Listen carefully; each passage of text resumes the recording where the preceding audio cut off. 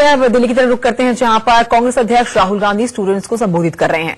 I am from Delhi School of Economics, currently pursuing MA Economics. Sir, I have done my graduation from Hindu, and there we used to have like parliamentary system in student union. And I am the former Prime Minister of Hindu College. So, sir, एक बात कहना चाहूँ। That's pretty impressive. Sir, मेरा नाम। Can I ask you just one thing? You see, when you're my age, yes sir, and you're talking to students, they call you sir, you feel uncomfortable. I'll tell you why. Because I'm at that age where, you know, there's a gap between me and you. And I remember that place. So I remember when people like me used to come and I used to say sir. So call me by my first name. Call me Rahul. That makes me more comfortable.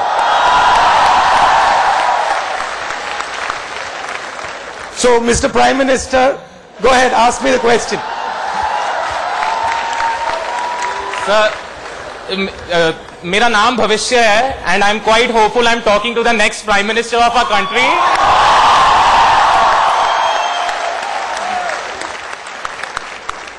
तो sir मेरा सवाल ये है कि the present government, like they have reduced the higher education budget. The UGC budget has been cut down almost to the tune of 55%. And on the other hand, we see like many other institutions being created in other arenas. Higher Education Financing Agency has been created. तो वो agency क्या कर रही है? वो कह रही है कि सेंट्रल इंस्टीट्यूट्स को उनके मेंबर्स बनिए एंड लोन्स लीजिए उनसे.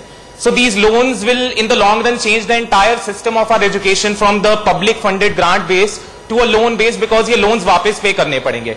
Ultimately the burden will fall on students. सब पे हम पे burden आएगा students पे, क्योंकि फीस ही ज्यादा होगी, कॉलेज को पैसा जनरेट ज्यादा करना पड़ेगा. तो my question is, sir, the present situation of education and higher education, especially the funding, उसकी दशा बहुत ही चिंता नहीं है, और सर आप इसको कैसे एक नई दिशा दे सकते हैं? आपने हिंदी में भी बोला, अंग्रेजी में भी बोला, तो मतलब दोनों में जवाब दूं? मिक्स्ड, ठीक है. देखिए, पिछले 5 साल में the government has forgiven 3,50,000 crore rupees bank loans of 15 to 20 big businessmen. Let me give you a sense of what 3,50,000 crores is. 3,50,000 crores is approximately 10 years of Manrega. Now I got a question for you.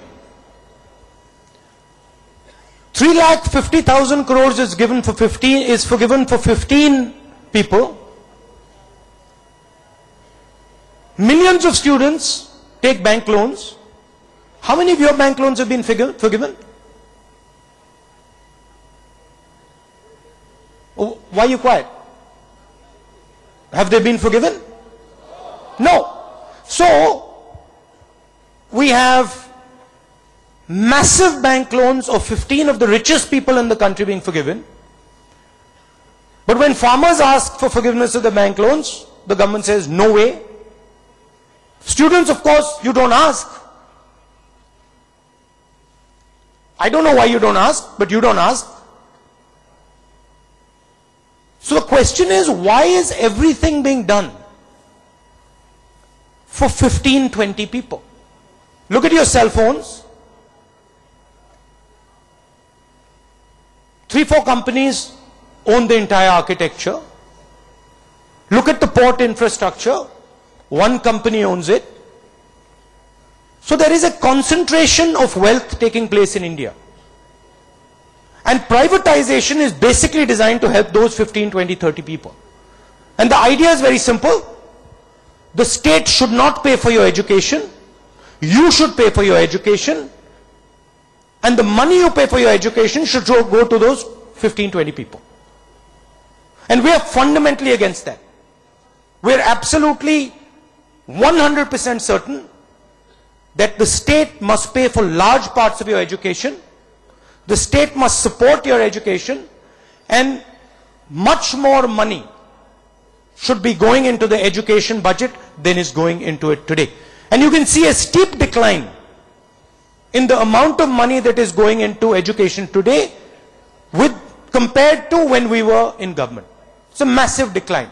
You can also look at the numbers and you'll see that when we were in power in UPA, we opened more than 24 universities. Do you know how many universities have been opened over the last 5 years? One. Yeah. So that's the point. We believe that government has to support education, government must support healthcare. Because without these two, we are not moving forward. And the BJP is convinced that you can use private industry to support education, and privatization is the key to education. We don't believe that. That's broadly. And then when I say the government should support, I mean making bank loans easier, scholarships, adding numbers of universities and colleges, pushing school enrollment. So all these numbers, if you look across, you'll see that every single one of these numbers has fallen in the BJP regime.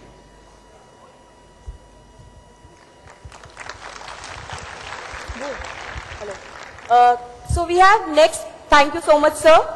We have next question from Kapil from Campus Law Center. Kapil, are you here? Please raise your hand. Why have you disappeared there? Come here.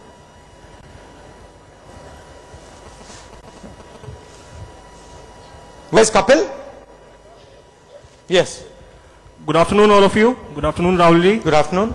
Sir मेरा आपसे सवाल था, पिछले 100 सालों से हमारे देश में बहुत अच्छी universities, Aligarh, Allahabad, Patna, DU, JNU, बहुत से हम सब स्टूडेंट्स के भविष्य का निर्माण करने में लगी हुई हैं।